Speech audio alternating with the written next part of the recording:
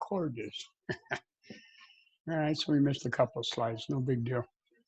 All right, so like dissolves like, remember that. So polar material, in order to get to be in solution, make a solution, they got to go into a polar solvent. Classic example, if you're cooking with salt and oil, like vegetable oil, you put it in the pan, that salt is not going to dissolve because that salt is very polar, it's ionic, and it's not going to dissolve. Okay. So nonpolar and polar do not mix. Classic example here in the bottom of the corner is where you have oil spills. Oil is very nonpolar material, and it gets into the water, which is polar, and you get this big mixer, big old mess. Now, when we're talking about solubility, whether things are soluble, when we're dealing with two liquids and they do mix with each other, like alcohol and water, they do mix, we call that miscible. Okay. If you get things like oil and water, oil being nonpolar and water being polar, they do not mix, and that is called immiscible. Okay. And that is only dealing with liquids and liquids. Okay. Now, refresh your memory with respect to the solubility rules. Okay. We had two, it's on the periodic table, bottom right corner. And there we had things that were soluble or insoluble depending on how they're put together. And excuse my dog, I think he wants to go outside. He might be barking in the background. Anyway, even though compounds are ionic, they will dissolve, but not extensively. If you recall that, if you recall that time that we were checking if something was classified as insoluble. Oh. Something was classified as insoluble, it meant that maybe 5% was in solution and the majority of it was out of solution. Okay. All right. So we got to look at this table here and determine whether it would dissolve whether the solute will dissolve in the solvent. So in the bottom left corner here, on the first column, you have the solvent.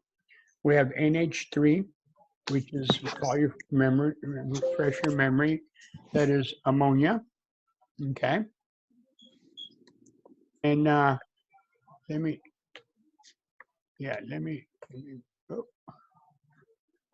mute everybody. I'm picking up some back noise. Okay. So in the solvent here, we have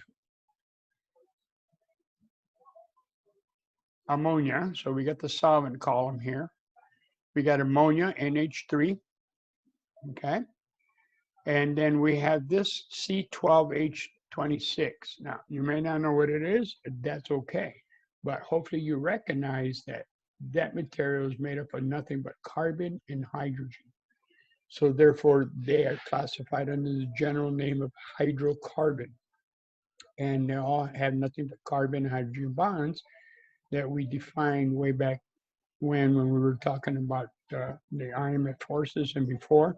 Carbon-hydrogen bonds are nonpolar. So therefore, that molecule would be nonpolar. Okay, then we got the other solvent, bromine, Br2. Okay, recognize there that it is a diatomic molecule. And therefore, being diatomic, two atoms that are the same, we end up with a nonpolar bond. Therefore, that species is nonpolar. The ammonia, way back when we did during the Lewis dot structures, we came up with a formula. And if you recall, we ended up with trying to make two dots there. It didn't come out too good. Two lone pair on a central atom of nitrogen. That automatically tells you, we got a polar molecule, okay? Having a polar molecule defines, let me clear everything, allows us to first define what they are as far as polarity. If we go across the top where we got the solute, we got HCl. HCl, let me do this first. We got ammonia, which we have defined as polar, okay? We got C12H26 because of the nonpolar bonds of carbon-hydrogen, that molecule is a nonpolar, okay? And bromine being diatomic, Okay, two atoms of equal pull have a covalent bond of equal pull, so therefore it is nonpolar. So we have defined the solvent first. Now we go to the solute and we define that. Is it polar, nonpolar? Well, we have hydrochloric acid, HCl, okay? Two molecules that are different, that are bonded, automatically tells you we got a polar bond, unless it's carbon hydrogen. Remember that. So we got a polar bond here. And so that implies that having a polar bond, we're going to have a polar molecule, okay? And we know from the dipole arrow, what was it, the error? Not the error, but the arrow, that polarity goes from hydrogen, let me draw one here. It goes from hydrogen to the chloride, because the chloride had a higher electronegativity. So the chloride is pulling those electrons greater than the hydrogen is, resulting in a partial negative on the chloride and a partial positive on the hydrogen. Okay. So that being said, we know that's polar, that's solute. We go to the next one, I2, just like bromine, diatomic, okay? Diatomic, automatically, it's a nonpolar species as far as the solute is concerned. Then we have PCl3, dichloride or phosphorus dichloride, okay? Similar to ammonia, they're in the same group. We end up with lone pairs on that nitrogen, on the phosphorus. Therefore, we have a polar species, okay? Now, going to the solute CH4, again, nothing but carbon and hydrogen, nonpolar bonds. That, for example, that's called methane, by the way, okay? So it's nonpolar. Now, once we had defined what the solute is and the solvent is with respect to polarity, now we can go in there and determine whether the solute will dissolve in the solvent. Keeping in mind, like dissolves like, okay? And so the first one we have ammonia and HCl. Both of them are polar, so yes, it will dissolve, okay? The degree of solubility will vary, but yes, it will dissolve because of the polarity. Next one, we have ammonia and iodine, polar, nonpolar. So we're not going to get any solubility in there, okay? And then next we have ammonia and phosphorus trichloride, two polar species. So yes, it will dissolve, the solute will dissolve. And finally, we got methane, which is nonpolar, interacting with ammonia, which is polar, so no solubility. Okay. Now, we go down to the hydrocarbon C12H26, which we have defined as nonpolar, dealing with hydrochloric acid, no solubility. Okay, move over to iodine. I pushed my arrow too quick. Okay, yes, we're going to get solubility because both of them are nonpolar. Like dissolves like. Next one. Oh, let me get my. We got a no because we got a nonpolar and a polar interaction. Okay, and the last one, yes. Of course, we're going to get solubility of methane in the C12H26. Finally, the last one, we got a nonpolar and a polar interaction, so no solubility. And bromine with iodine, yes, because the both of them are nonpolar. And then no for the phosphorus trichloride because it's polar. And finally, yes for the last example. Okay, and you can think of this too if you had trouble with it is polarity. I mean, and I use the analogy of makeup a lot because there's a lot of makeup out there that you really can't remove with just soap and water. You got to use some makeup remover, which is a lot more nonpolar because soap and water is polar. And if you take that makeup off with just simply soap and water, that tells you that that makeup has a lot of more polar character and therefore is dissolvable. And the converse is true. You try soap and water and some makeup and it won't come off. That's where you got to whip out the makeup remover because it's a non-polar material. Okay. All right. Let me get this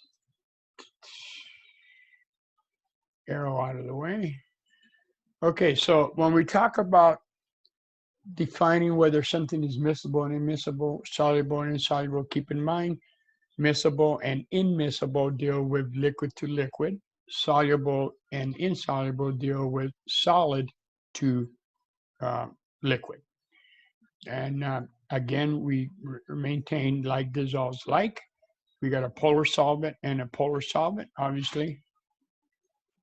Yes, it's going to be miscible, okay, because we're dealing with two liquids, okay? Polar liquid and the nonpolar defined as immiscible because we're dealing with liquids and they do not mix because one is polar and one is nonpolar. The next example is immiscible, dealing again with a nonpolar liquid and a polar solvent, and miscible for the next choice because again, two nonpolar interactions. Now we have a polar solid versus a polar solvent, and now we use the term solubility, the term soluble, I should say, because we're dealing with a polar solid and a polar solvent, and insoluble when it's a nonpolar solvent, okay? Insoluble with a nonpolar solid and a polar solvent, and obviously soluble. Now, with respect to ionic solids, if we deal with a polar solvent, which 9 times out of 10 is water, then we have to refer to the solubility rules, okay? When you're dealing with ionic compounds, remember those metal, nonmetals, sodium chloride, magnesium carbonate, so on and so forth. And an ionic solid with a nonpolar solvent, totally insoluble, okay? Classic example is putting salt in a pan of vegetable oil and heating it up. That sodium chloride will not dissolve in it. All right, the dissolving process, basically what that tells you is that the solvent molecules are pulling the solute molecules from each other. Okay, if the solute-solvent attraction is greater than the solute-solute attraction. Basically, if the attraction of the two ions are in the solid phase is stronger than the interaction with the solvent, that's going to remain a solid.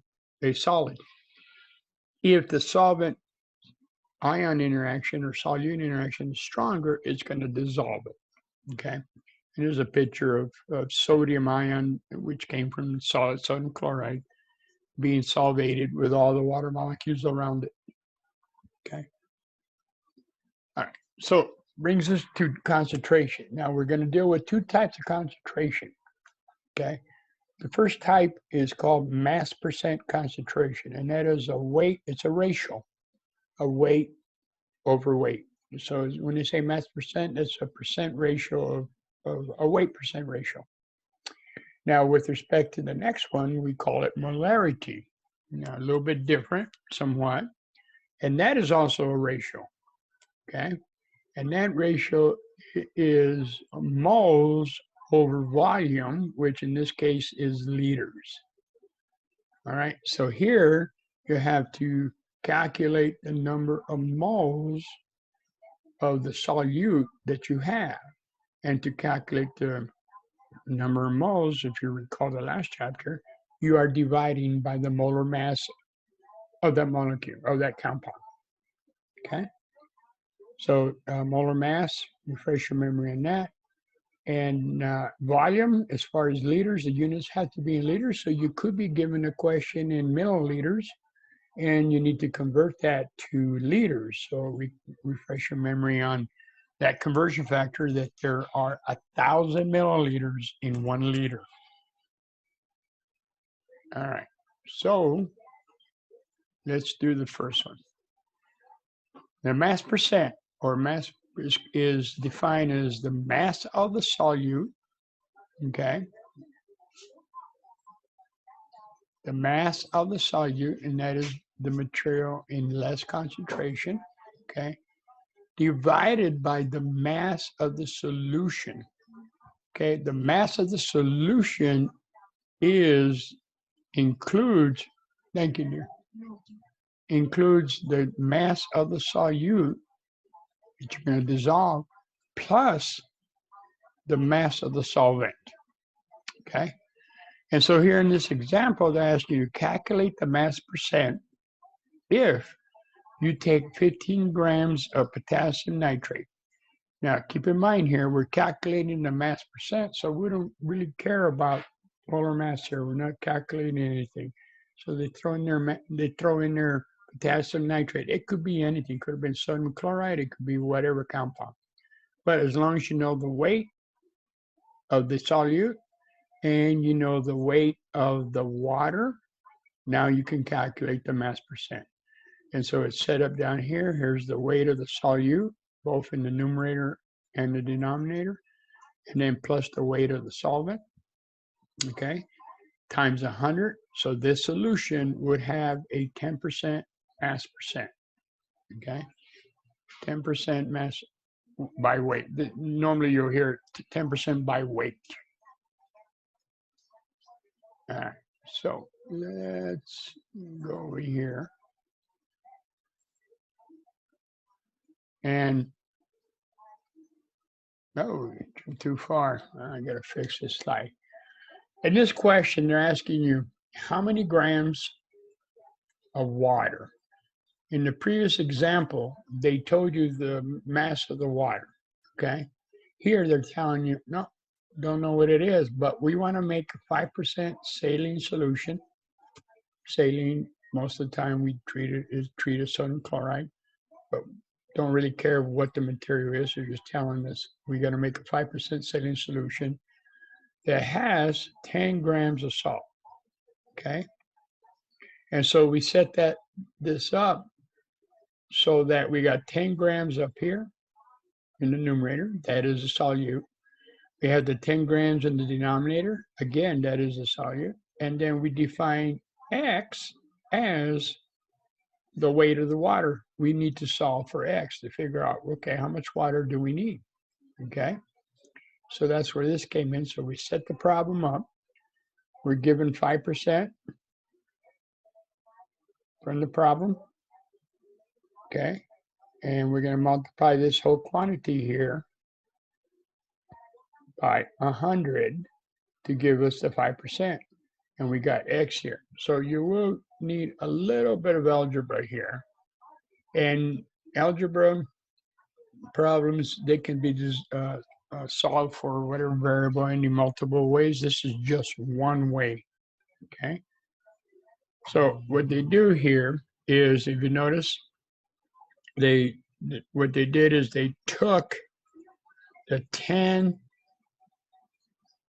plus X right there, and they multiplied on both sides of the equation. So that's why you see it right here. So if I put it over here, this part cancels out, leaving us with 10 times 100, okay? And then whatever we do to the right side, we do to the left. So it puts that quantity 10 plus X on the left. Okay. Next step is they multiplied 10 times 100 to give us 1,000. Okay. Now at this point, like I said, you can break this up any multiple ways. What this example, what is done is they multiply through by 5 on both sides of the equation. They divided by 5 over here, divided by 5 over here, okay, which cancels the 5 on the left-hand side, leaving us with 10 plus X is equal to 1,000 divided by 5, which that is equal to 100.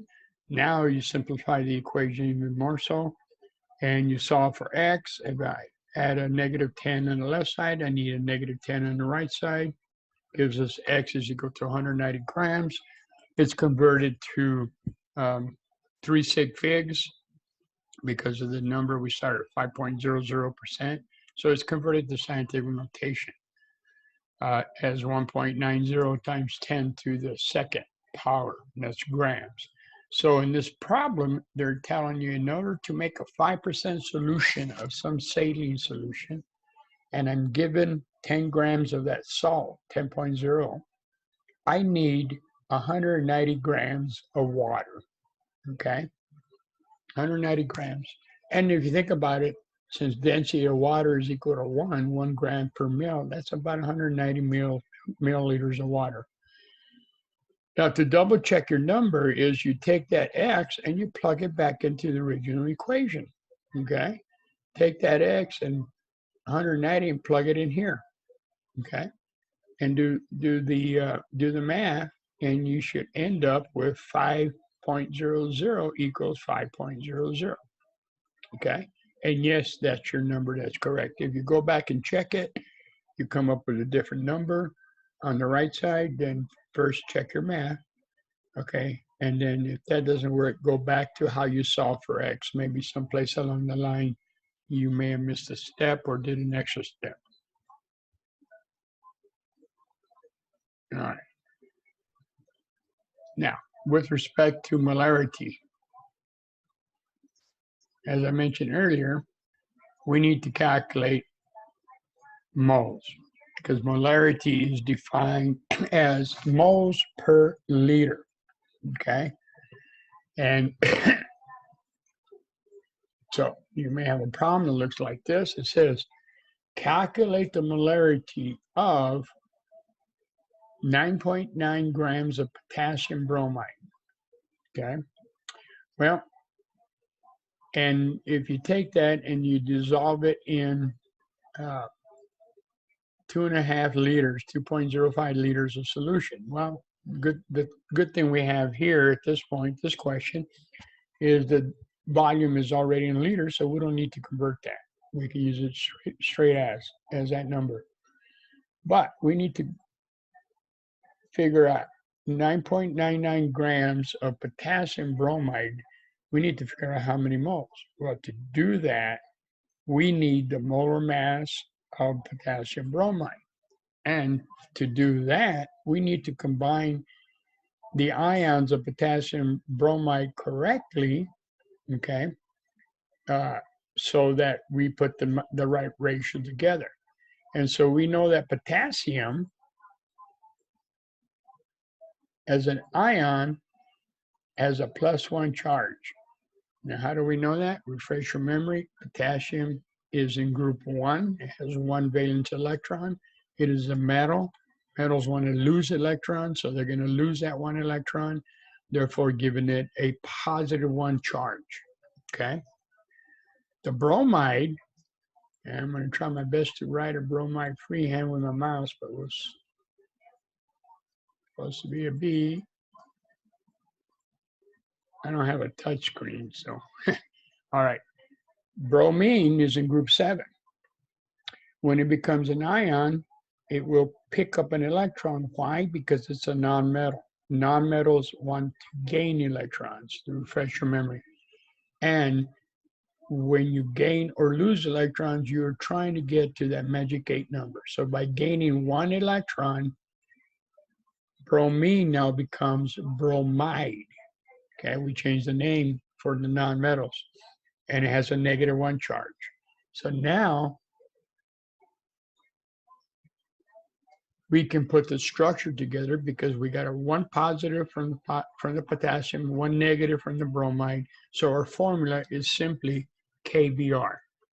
Once we got the formula, now we go to the periodic table, add up the atomic weight of potassium, add up the atomic weight of the bromide, and that gives us the molar mass, okay?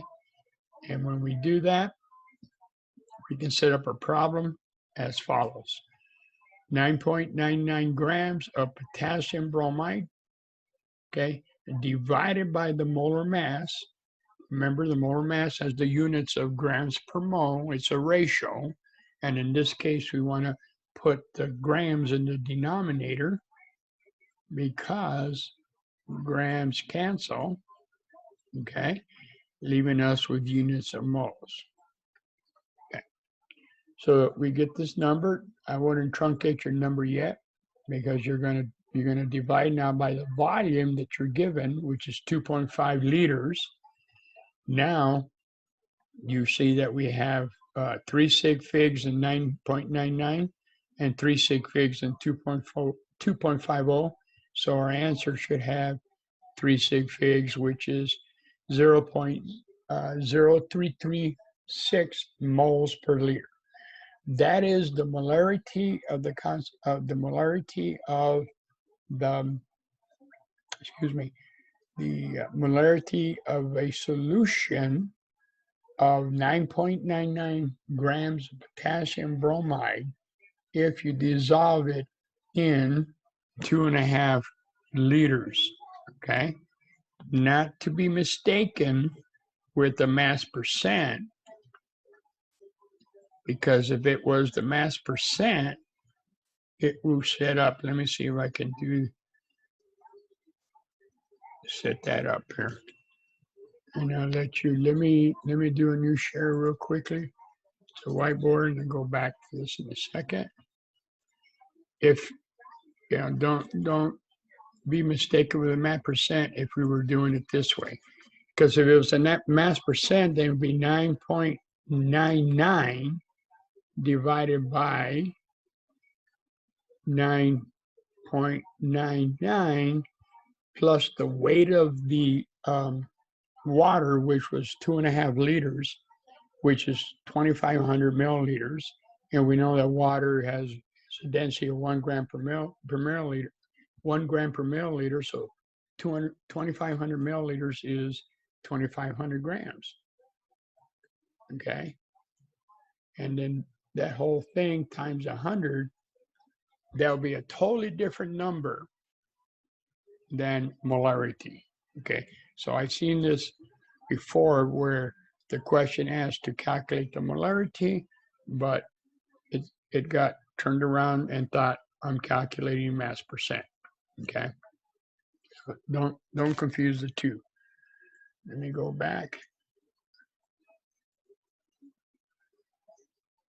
All right, so quick point here.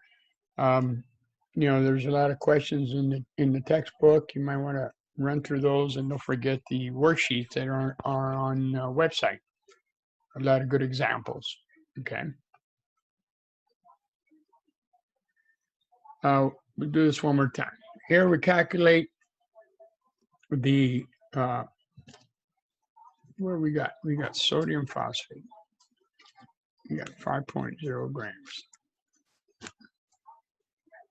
I'm writing something down here. I'm going to switch screens in a second. All right. So here they want you to calculate the molarity if you take 5.0 grams of sodium phosphate, okay, and you dissolve that in water to make a 255 milliliters of solution. All right. So now we need moles per liter. So we got the compound, which is sodium phosphate, okay? And we got the amount of sodium phosphate we're going to use, and we got the volume, which is 255 milliliters. Well, we need to convert that to liters, okay? But before we do that, we need to figure out the formula first for sodium phosphate, because we're not knowing that, we cannot figure out the molar mass. So let me switch back to the whiteboard. And sodium phosphate, okay, we know that sodium is a group 1 metal. So being a group 1 metal, and when it becomes ionic, it's going to have a +1 charge, just like potassium did in an earlier example. Now the phosphate, where do I get that structure? From the periodic table, polyatomic ions. We know if you look that up, you'll get PO3, okay?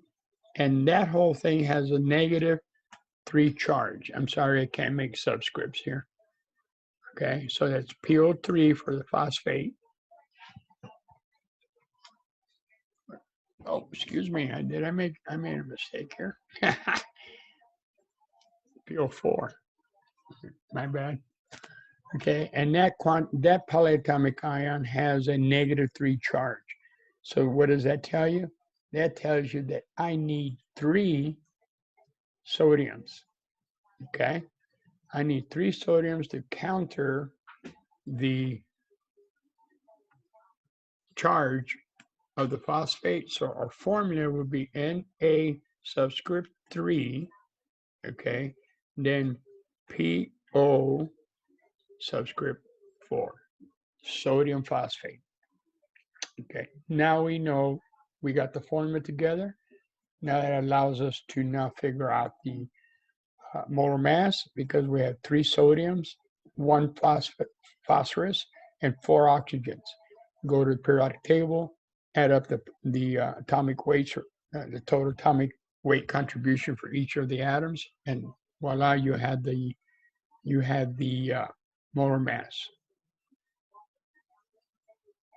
Okay, so once we do that, you should come up with a molar mass of 163.94 grams per mole. And we put it, atomic weight, in the denominator again. Okay, again, that is a ratio that we can, if you follow the units, you know that you have set up the problem correctly. So doing the math, unit-wise, what we're left with is moles. And so you type that number in, divide it, you get this big old number. Don't truncate at this point, okay? Because the next step, you're going to take that moles and you're going to divide it by the volume, and that is converted to liters. Now, obviously, if you're familiar that you can just move the decimal point over 3, that's fine. But if you forget, set your conversion table up, factors. Okay, notice the milliliters cancel out unit-wise. So it's 255 divided by 1,000 gives us 0.255 liters. Now you can do the math. Okay, our beginning units that we had to start off with, 5.0 has 2 sig figs versus 255 that has 3. Therefore, our answer is 0.12 with respect to sig figs.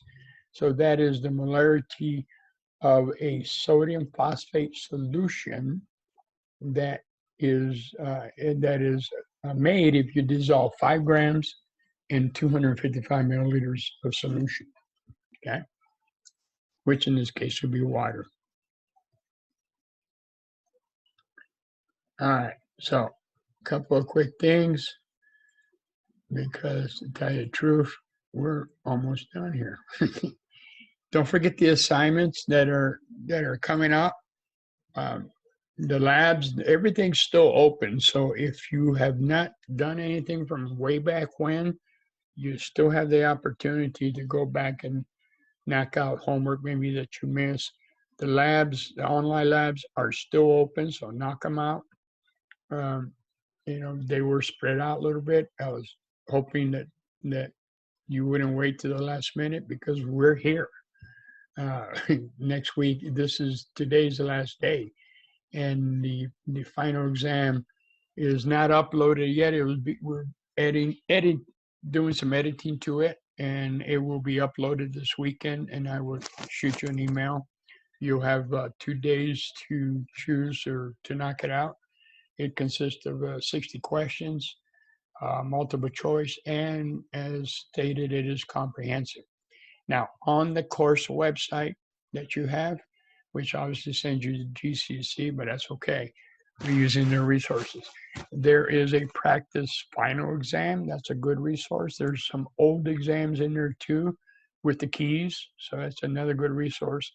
There on the course website, there are keys of homework done by other sections. That's another good source, because the word problems are basically the same. Obviously, you won't get the same numbers, as far as a calculation that's done, but you use those as a resource. You should be okay. Will be the final exam. I just told you about the practice final exam. Now, the other aspect that needs to be, actually by today, I'm told, if you have no problem with the PZ grading, pass or the Z grade, the P or the Z grade, uh, it, that's fine. But if you rather choose the letter grade, I had sent out a Google form a while back to get it filled out. So the school has a record of what you want. But if you've not done that, please do that. But also send me through Canvas an email as to your choice. If you don't send me a choice, it defaults to PZ. So if you're happy with PZ, then no need to send me an email. It's getting defaulted to a P or Z.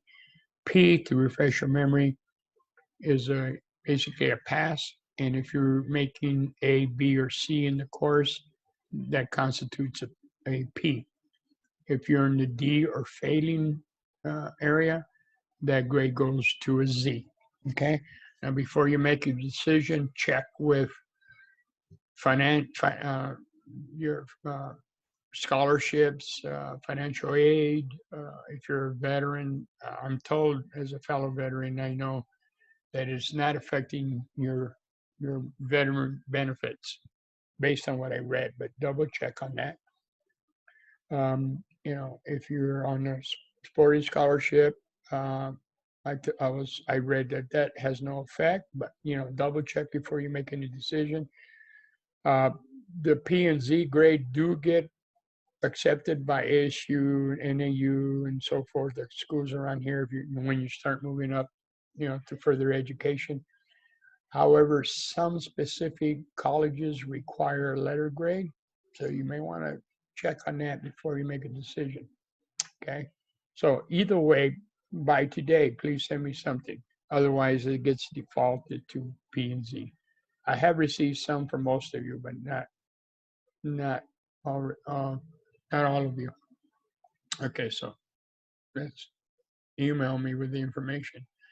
Next Wednesday, I will be here tomorrow at my Zoom office hours from noon to 2. And then I got Monday from 1 to 2. And then the last one will be Wednesday from 1 to 2. Now, if you need more time, to bring questions, let me know. And those Zoom hours can be extended as needed. So please don't wait till the last minute. Once everything, I believe it's the 8th that Canvas shuts everything down, it's down. I can't reset it. So make sure you do complete everything you need to complete. Okay. Some of you have missed one of the exam, and as per the syllabus, if you have missed one of the exams, I will take the average of the other 2 non-missed exams and substitute that as a grade. Okay, I've done that already. So if you miss 2 of them, then obviously your average is a little bit lower. So anyway,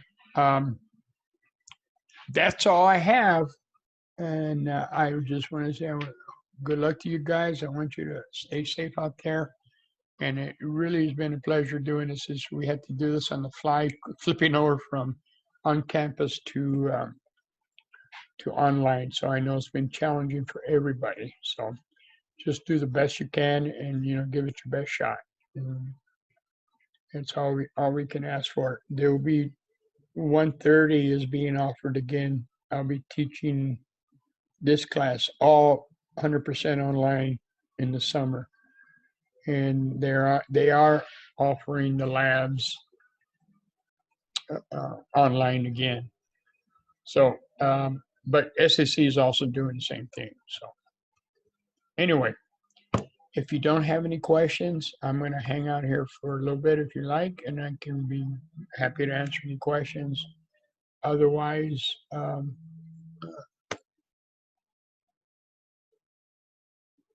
good luck. Okay. No, thank you. Oh yeah, a couple of things. You have 3 extra credit opportunities. You have the extra credit practice quiz, okay? And what it does when you go to the extra credit, click it sends you to what's called the practice quiz. You complete that, you get your points. When everyone's done, I have to manually transfer those points over to the grading book. So if you took it and you haven't seen your grade, that's for a reason. Just waiting. I'm waiting till everybody's done so I can transfer them over all one shot. Canvas can't Canvas goes crazy when it tries to make a extra credit. It doesn't understand 0 points. Anyway, I had to go a roundabout way to do it. The other thing is the course evaluation. I appreciate any constructive criticism. I would like, especially this latter part where we had to do this conversion. I would love to hear some feedback of your suggestions of what can be done to kind of help this out a little better, make it a little more presentable. But also, once you're done with that evaluation, there is a submit button, a little drop down, little text screen drops down. You just tell me I did it and submit it, and then I get notified and I give you your extra credit. That's 5 points. And then there is a 10-point density extra credit. I believe it's if it's not published, I will make sure I get it published. So to allow you to at least pick up at least 35 points of extra credit. Okay. All right. All right. Well, Quixote, thank you. You guys stay safe. So I'm gonna hang out here for a while, and let me stop the share. And other than that, if you have any questions, we can go over it. All right.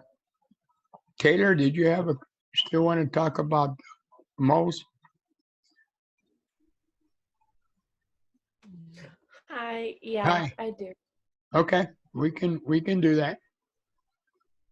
What I'm gonna do is bring up the whiteboard again. Let me stop recording. Sure.